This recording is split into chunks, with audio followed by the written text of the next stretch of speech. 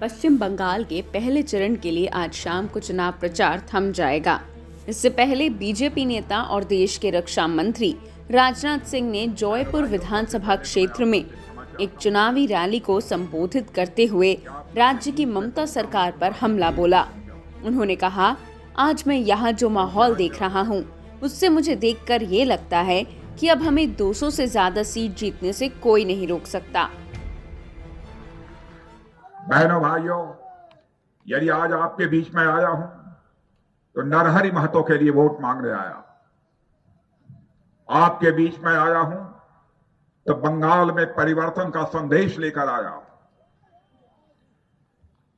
और जैसी हवा मैं इस समय देख रहा हूं बंगाल में, उसे देखने के बाद मैं इस नतीजे पर पहुंचा हूं कि अब इस बंगाल के अंदर भारतीय जनता पार्टी को 200 से अधिक सीटों पर विजय प्राप्त करने से अब दुनिया की कोई ताकत नहीं रोक सकती।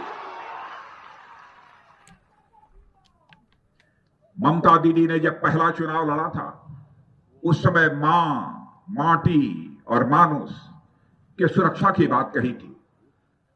बहनों भाइयों, 10 वर्षों का जो समय गुजरा है, स्वाभाविक रूप से आपने देखा होगा बंगाल में न मां सुरक्षित है, न मानुष सुरक्षित है, न माटी सुरक्षित है। अजीबोगरीब हालात इस बंगाल में ममता दीदी ने पैदा कर रखे हैं। भाषण देती हैं तो उनके भाषण में भी बहनों भाइयों हिंसा होती है। भाषण में भी वह कहती हैं, इसको मार भगाओ, उसको बर्तन से पीट पीट कर भगाओ, यह दुशासन है, यह दुर्योधन है। दीदी, कब तक दुशासन दुर्योधन कहती रहेंगी? कब तक पीट पीट कर लोगों को भगाती रहेंगी?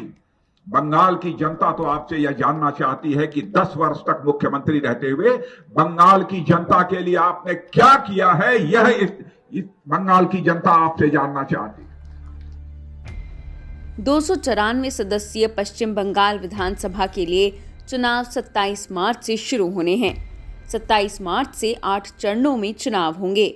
अंतिम चरण 29 अप्रैल को होगा। वहीं 2 मई को वोटों की गिनती की जाएगी।